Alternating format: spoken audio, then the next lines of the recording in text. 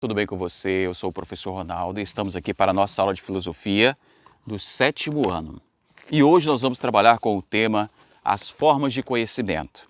Fazendo aqui uma pequena revisão do que nós já estudamos até hoje, nós estudamos, primeira coisa, lá no início do bimestre, uma atividade introdutória com os conceitos básicos. Depois, os primeiros filósofos. Nós estudamos sobre Tales, Anaximandro, Anaxímenes, Pitágoras, Parmênides.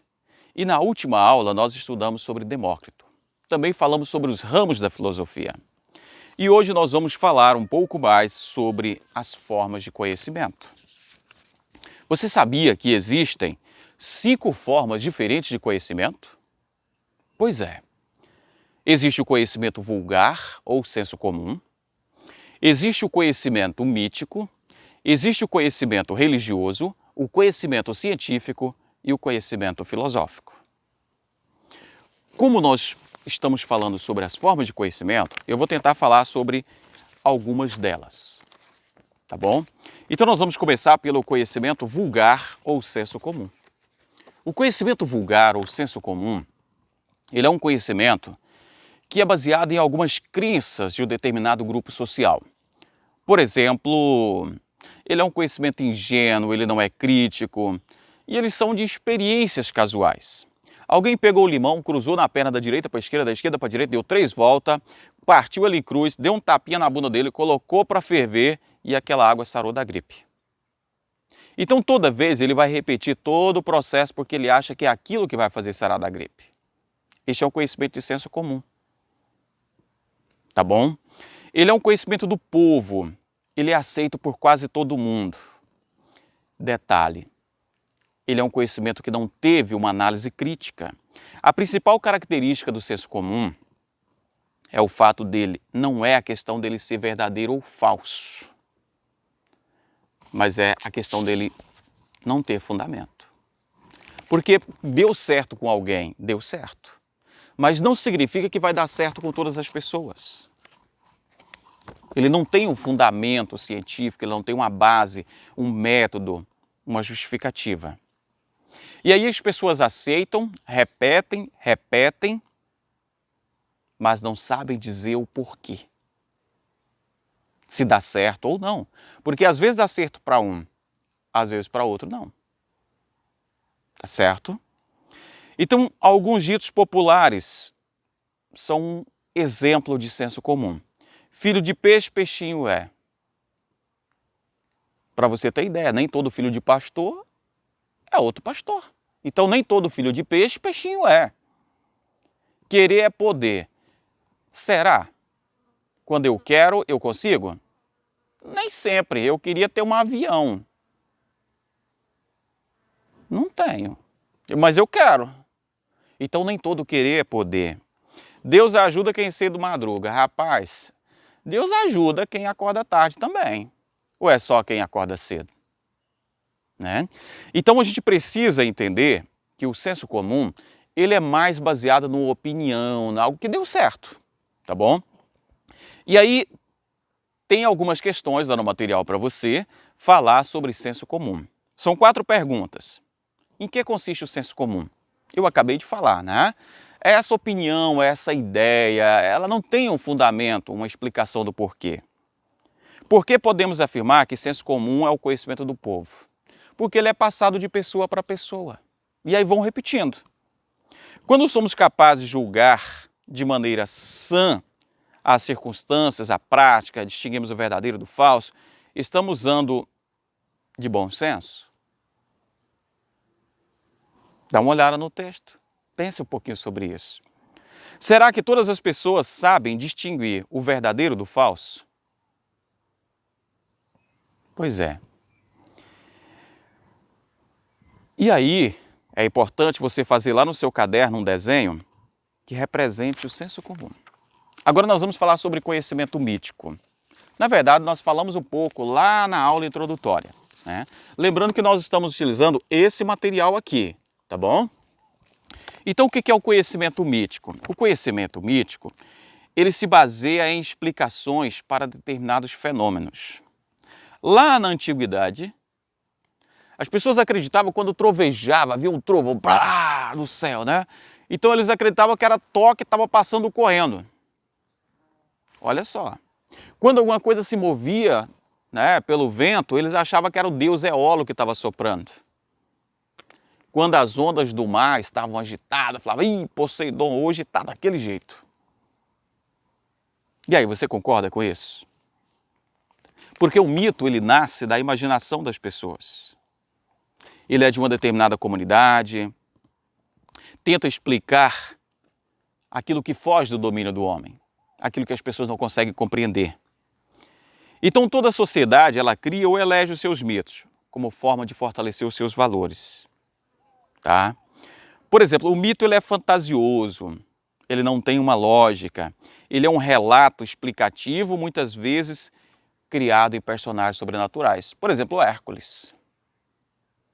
Por exemplo, Zeus. Tá? E aí temos vários e vários outros personagens, tá? Porque o mito ele tem como função explicar alguma coisa. Ele tem como ele é um pensamento anterior à reflexão crítica. Por exemplo, o cupido me flechou. Espera aí, você só se apaixona por alguém se o cupido lhe flechar? Existe o cupido? Tem algum anjinho aí com uma flecha flechando as pessoas para elas se apaixonarem? Pois é. Então agora você vai responder as questões. Em que se baseia o conhecimento mítico? Nós falamos, né, na opinião, ele é um conhecimento baseado na imaginação das pessoas, que tentando explicar algo que elas não compreendem. Em que consiste o mito? Com base nos conhecimentos filosóficos, é correto denominado um artista ou jogador de futebol de mito? Fulano é um mito, esse é...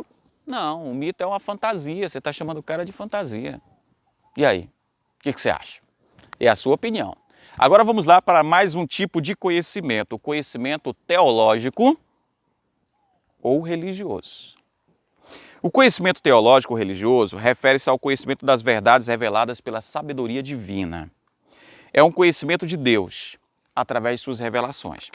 E aí, como nós vamos falar de conhecimento religioso, uma coisa muito importante falarmos aqui, preconceito. Não é porque a outra pessoa acredita em revelações divinas diferentes da sua, que significa que você está certo e que ela está errada. Ou que ela está errada e você está certo. Ou que ela está certa e você está errado. Não adianta.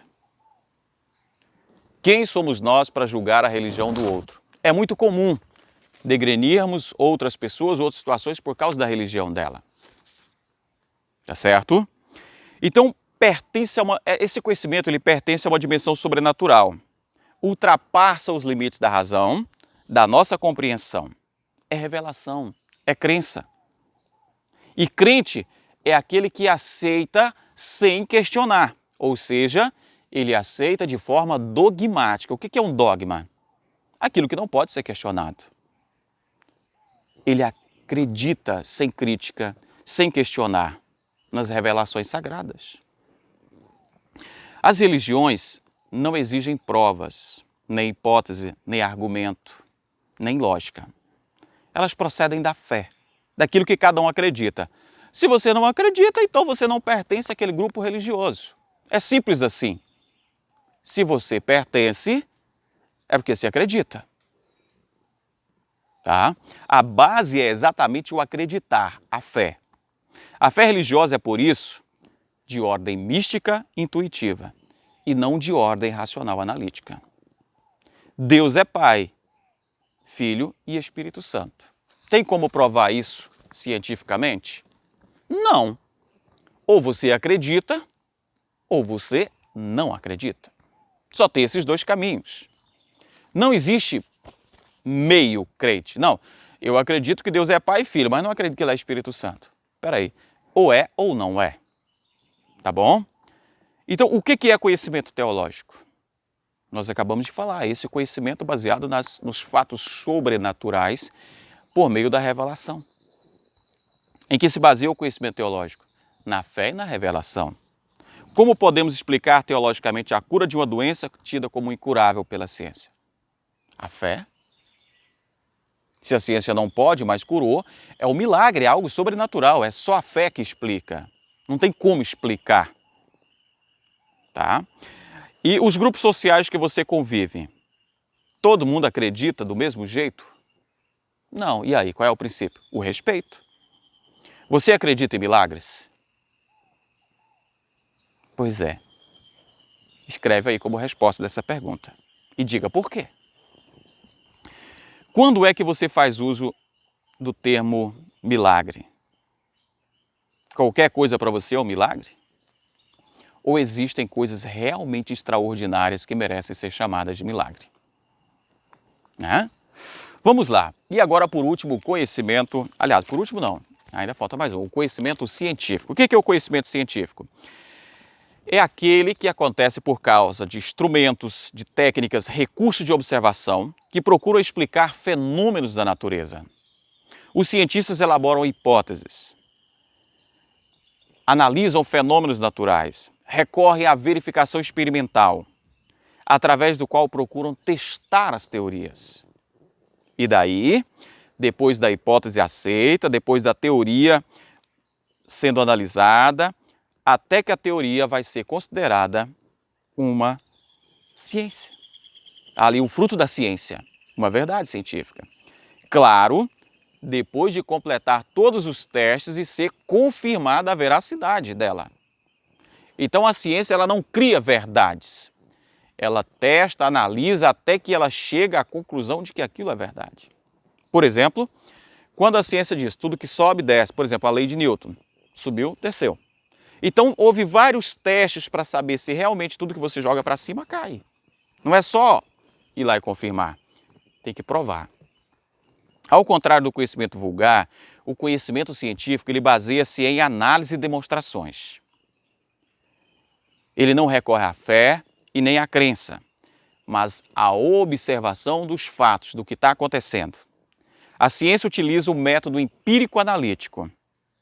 São sempre um conhecimento inacabado. Por quê? É o seguinte, durante a Idade Média, por exemplo, acreditava que o mundo era chato e você era plano, você ia até o final e caía no precipício. Depois, com fotos, satélites, a ida ao espaço, comprovou-se que o mundo é esférico.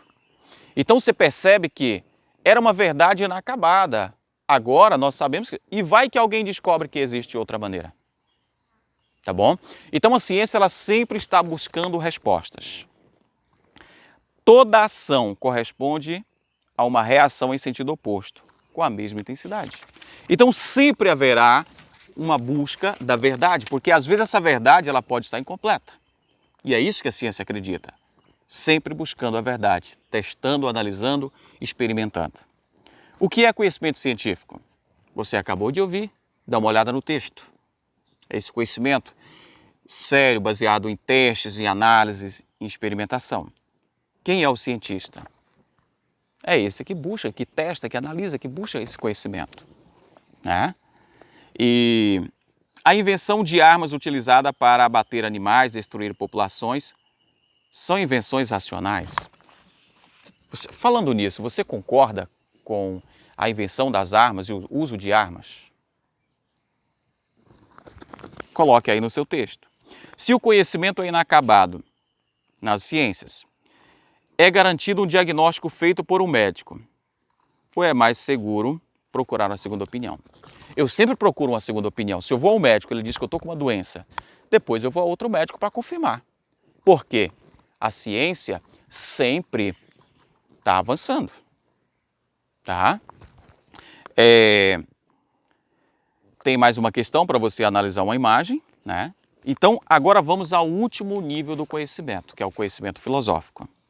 Ele é um conhecimento que pretende investigar a coerência lógica das ideias, a maneira com que o homem interpreta o mundo e o sentido das suas ideias.